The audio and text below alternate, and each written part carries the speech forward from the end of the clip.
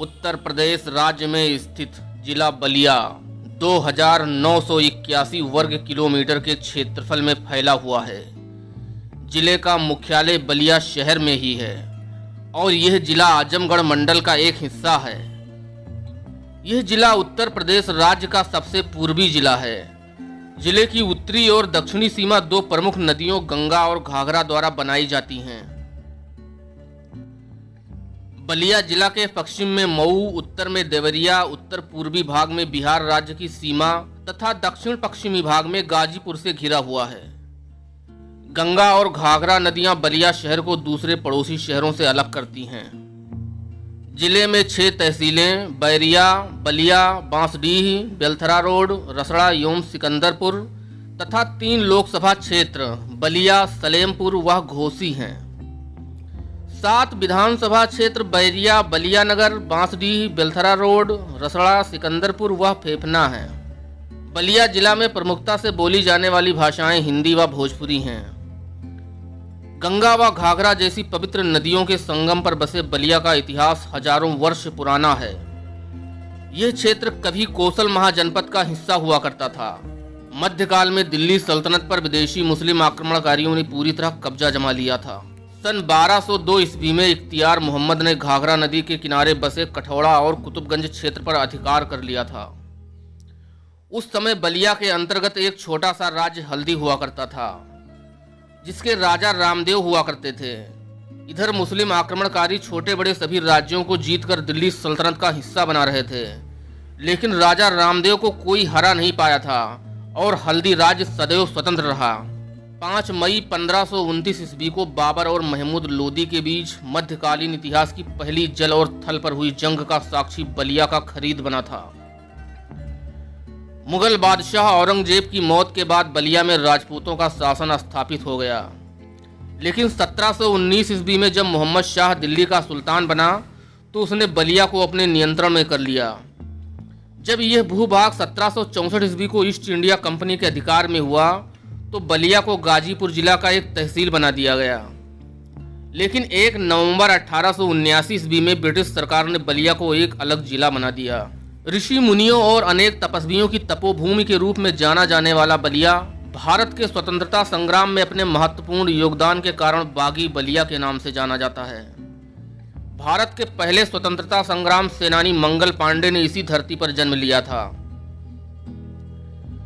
इस धरती ने सदैव वीरों को जन्म दिया है, जिसने अपने देश की रक्षा के लिए खुद को न्यौछावर करना अपना सौभाग्य समझा है।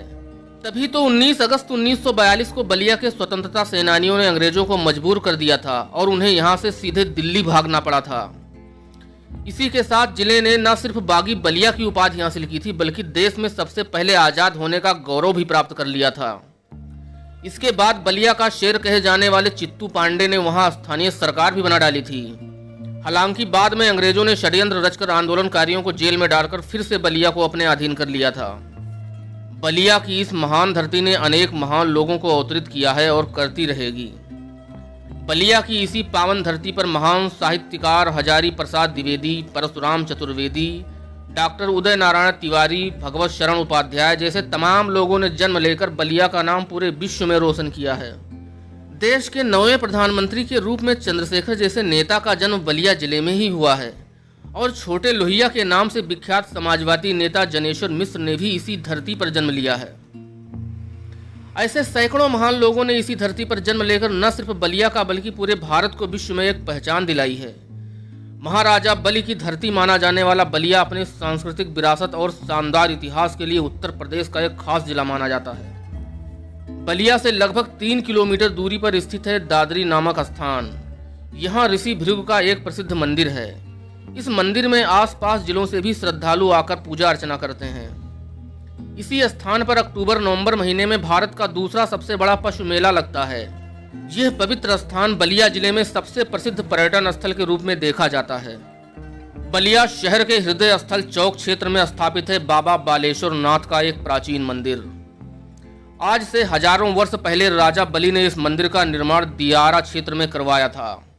कहा जाता है कि यह मंदिर गंगा की कटान में नदी में समाहित हो गया था।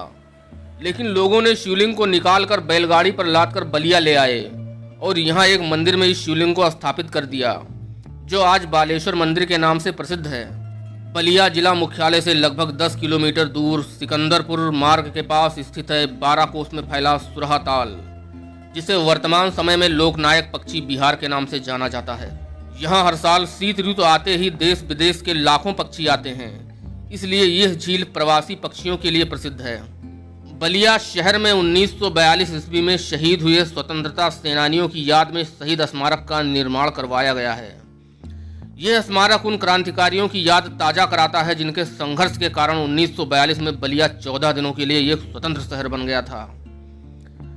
बलिया जिले के अन्य दार्शनिक एवं पर्यटन स्थलों में श्री खपाड़िया बाबा मंदिर, श्री चैनराम बाबा मंदिर, मंगला भवानी मंदिर, कामेश्वर धाम कारो, रोशन शाह दरगाह आदि प्रमुख स्थान हैं। चैनल को सब्सक्राइब करके बेल आइकन को दबा दीजिए ताकि भविष्य के हर एक वीडियो को आसानी से देख पाएं। फिर मिलते हैं दूसरे वीडियो में। जय हिंद।